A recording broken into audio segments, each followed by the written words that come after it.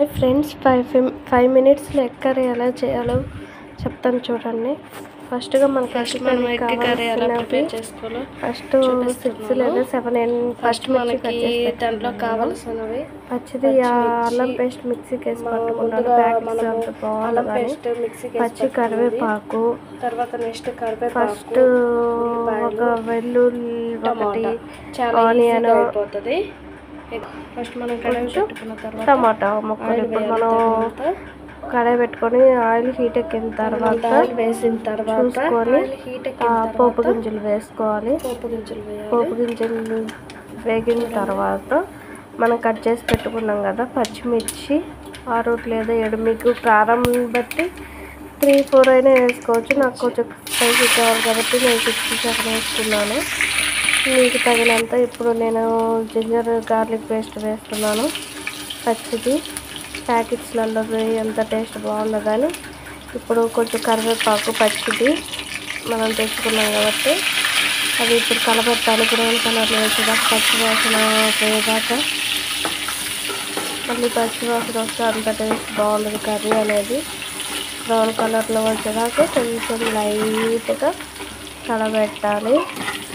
ఇప్పుడు మనం ముందుగా కట్ చేసి పెట్టుకున్నాం కదా ఒకటి పెద్ద సైజు ఆనియన్ ఉంది కదా, అవి మనము ఇప్పుడు దీంట్లో వేయాలి. చాలా సింపుల్ అండి, చాలా సింపుల్గా అయిపోతుంది. అసలుకి ఎక్స్పెక్ట్ చేయరు మీరు ఇంత సింపుల్ అయిపోద్దా అని. ఇష్టంగా చేసుకొని తింటారు. మీరైనా, జెంట్స్ అయినా, లేడీస్ అయినా, ఎవరైనా. కలబెట్టిన బ్రౌన్ కలర్ వచ్చేదాకా. ప్లీజ్ నా వీడియో చూస్తున్నట్టయితే ప్లీజ్ సబ్స్క్రైబ్ మై ఛానల్ అండి. ఇప్పుడు మనము అవి బ్రౌన్ కలర్ వచ్చాయి కదా, ఇప్పుడు మనం కట్ చేసి పెట్టుకున్న టమాటా వేయండి. టమాటా వేసిన తర్వాత సన్నగా కట్ చేసి పెట్టుకున్న టమాటా తర్వాత ఇప్పుడు కొంచెం రాళ్ళ ఉప్పు వెంటనే వేస్తే మగ్గిపోతుంది అన్నమాట టమాటా అనేది. కొంచెం టర్మరిక్ పౌడర్ అన్నమాట, పసుపు, యాంటీబయాటిక్ కాబట్టి కొంచెం వేసుకుని ఏం కాదు. కలబెట్టండి. అవన్నీ కలిసేదాకా. చాలా అంటే చాలా ఈజీ అయిపోతుందండి. చపాతీలోకి, రోటీలోకి, రైస్లోకి, దేంట్లోకైనా బాగుంటుంది టమాటా అనేది ఎగ్ కర్రీ.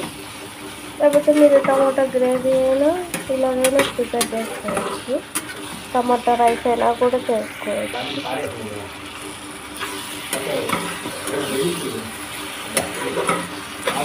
చూడండి, నేను ఆయిల్ అంతా ఇలా పైకి వచ్చేదాకా ఇలా కడబెట్టుకుని వెళ్ళాలి. నేనైతే బాయిల్ చేసుకున్నాను కదా ఆ 2 ఎగ్స్ నేను దీంట్లో యాడ్ చేస్తాను. మీరు ఎన్ని యాడ్ చేసుకున్నారో యాడ్ చేసుకోవచ్చు, అంటే మీకు సైజుని బట్టి.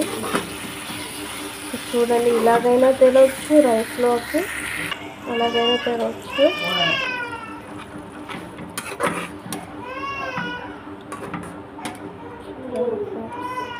నేనైతే కొంచెం వాటర్ యాడ్ చేశాను.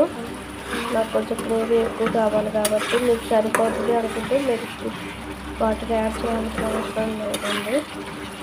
చూడండి, ఆయిల్ అంతా పైకి వచ్చేదాకా.